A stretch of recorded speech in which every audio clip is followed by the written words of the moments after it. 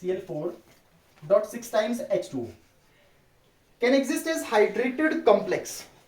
ठीक है, ये कॉम्प्लेक्स आपके पास दे रखा है प्लेटिनम का, और ये प्लेटिनम का कॉम्प्लेक्स हाइड्रेटेड फॉर्म में एग्जिस्ट करता है। हाइड्रेटेड फॉर्म का ये मतलब होगा वाटर मॉलिक्यूल आपके प्रेजेंट होंगे इनसाइड द कोऑर्डिनेशन स्फीयर। अब कितने होंगे वो हमें नहीं पता है। कहता है इसका 1 मोल एक्वस सॉल्यूशन अगर हम ले लें इस कॉम्प्लेक्स का, कितना मोल ले लें, 1 मोल एक्वस सॉल्यूशन, इस कॉम्प्लेक्स अगर 1 मोल एक्वस सॉल्यूशन ले ले तो आपको डिप्रेशन इन फ्रीजिंग पॉइंट कितना मिलेगा। मैं रिक्वायर्ड जो चीजें गिवन है मैं वो लिख देता हूं। ठीक है, कितना मोल दे रखा है, 1 मोल। ठीक है, अच्छा डिप्रेशन इन फ्रीजिंग पॉइंट कितना होगा बताइए। डिप्रेशन इन फ्रीजिंग पॉइंट को हम कैसे लिखते हैं, डेल्टी एफ। डेल्टी एफ कितना दे रखा है, 3.72 केल्विन। ध्यान देना मैं पूछूंगा। ठीक है, उसके बाद कॉम्प्लेक्स क्या होगा, उसका फॉर्मूला क्या होगा वो पूछ रखा है। ठीक है, लेकिन और चीजें जो गिवन है वो ये है कि डिप्रेशन इन फ्रीजिंग पॉइंट तो दे रखा है, उसके बाद फ्रीजिंग पॉइंट डिप्रेशन कांस्टेंट दे रखा है, that is KF. Cryoscopic constant, right, cryoscopic constant कितना दे रखा है, 1.86 केल्विन केजी पर मोल। ठीक है, ये भी दे रखा है, और 100% आयोनाइजेशन पूछ रखा है, तो अल्फा 100% दे रखा है। ये है बहुत इंपॉर्टेंट बात, आपको फॉर्मूला पता करना है। आपको ये जो प्लेटिनम का कॉम्प्लेक्स गिवन है, इस प्लेटिनम के गिवन कॉम्प्लेक्स का फॉर्मूला पता करना है, और ये हाइड्रेटेड फॉर्म में एग्जिस्ट कर रहा है। इसका मतलब water molecule inside the coordination sphere present होंगे, बट कितने होंगे वो हमें नहीं पता है। और इसका 1 मोल एक्वस सॉल्यूशन अगर आप लेंगे तो आयोनाइजेशन कितना होगा, 100%, कंप्लीटली ब्रेक करेगा। ठीक है, और डेल्टा एफ का वैल्यू दे रखा है और केएफ का वैल्यू दे रखा है। आपको ये पता करना है फॉर्मूला क्या होगा। ठीक है, अब फॉर्मूला पता करने का एक ही तरीका यहाँ पे होगा, वो ये होगा कि अगर मुझे ये पता चल जाए कि इस कॉम्प्लेक्स को डिसोशिएट करने पे कितने आयन्स बनेंगे।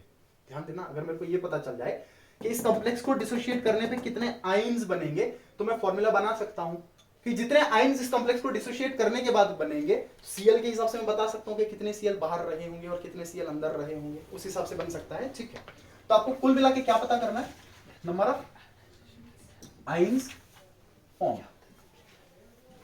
आपको नंबर ऑफ आयन्स पता करने हैं कि कितने बनेंगे डिसोशिएट होने के बाद। ठीक है, अच्छा मुझे बताइए ये जो डाटा दे रखा है, ये जो डाटा है सारा का सारा डिप्रेशन इन फ्रीजिंग पॉइंट से रिलेट कर रहा है। इसका मतलब कहीं ना कहीं आपको डिप्रेशन इन फ्रीजिंग पॉइंट वाला फॉर्मूला लगा के आपको निकालना पड़ेगा। ठीक है, बताइए डिप्रेशन इन फ्रीजिंग पॉइंट का फॉर्मूला बता दीजिए।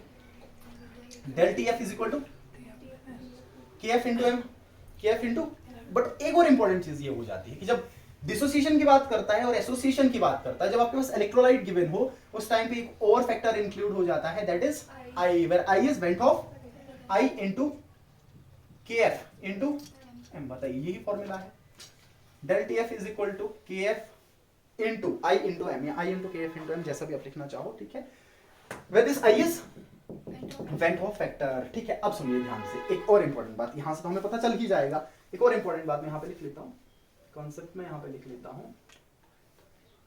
कॉन्सेप्ट में यहां पे लिख लेता हूं। ठीक है, अगर आपका कॉम्प्लेक्स डिसोशिएट करे और आपको वेंट ऑफ फैक्टर पता करना हो तो वो डिपेंड करता है कि डिग्री ऑफ डिसोसिएशन कितना है। ठीक है, ध्यान में रखना, relation between alpha and I, relation between alpha and I, that is relation between degree of dissociation and van't of factor. ये बहुत इंपॉर्टेंट रिलेशन है, इस पे सवाल बन सकते हैं। Relation between degree of dissociation and van't of factor, बताइए किसके बराबर हो जाता है, alpha is equal to i minus 1 upon n minus 1, i minus 1 upon n minus 1। ये है important formula, degree of association से रिलेटेड भी होता है, मैं बता देता हूं नेक्स्ट वाले सवाल में। So alpha is equal to i minus 1 upon n minus 1, what is alpha, degree of dissociation. ठीक, अच्छा अगर 100% दे रखा है तो अल्फा का वैल्यू कितना ले लूंगा मैं, 100% का मतलब अल्फा का वैल्यू 1, अल्फा का वैल्यू कितना होगा, अल्फा 1 से ऊपर नहीं जा सकता, परसेंटेज में 100, और आप ऐसे लिखना चाहो तो अल्फा इज इक्वल टू, इससे ऊपर नहीं मिलेगा आपको वैल्यू।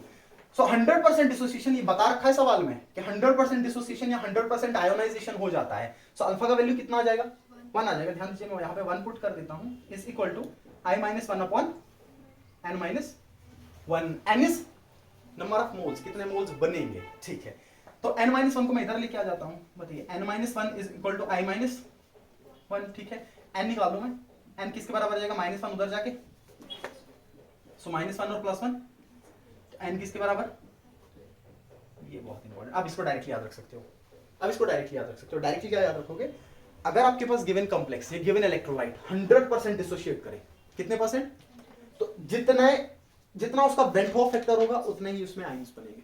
जितना वेंट हॉफ फैक्टर का वैल्यू होगा उतना ही आयन। इसका मतलब ये होगा कि इसको आगे बढ़ाने की जरूरत नहीं है। हाँ, अगर ये अल्फा 100% ना दिया होता फिर आपको ये फॉर्मूला लगा के एन निकालना पड़ता।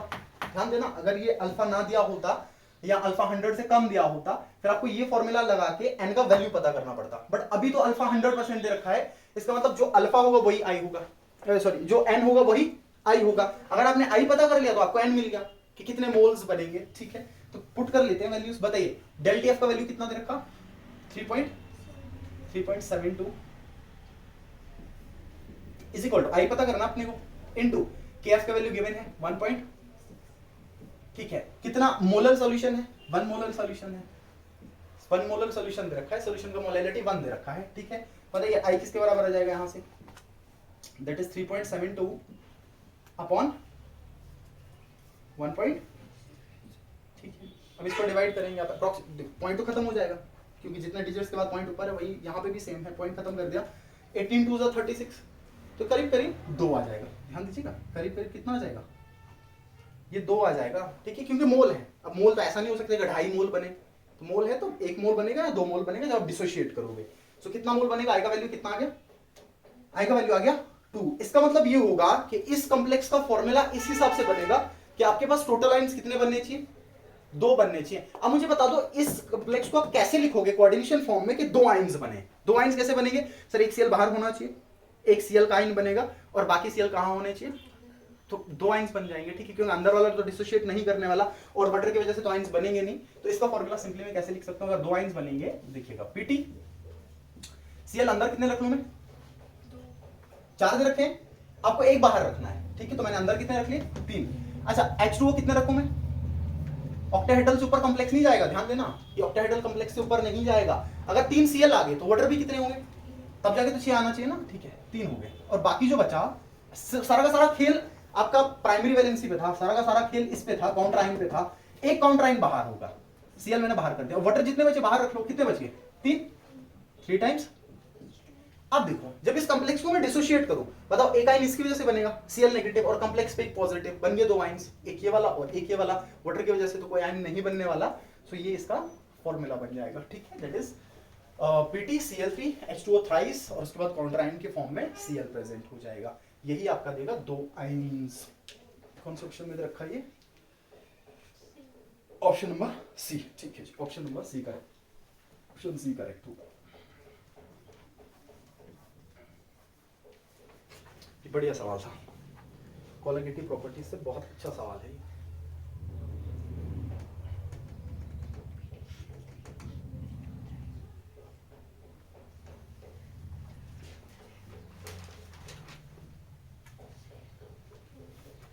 बताइए क्लियर है कैसे किया हमने।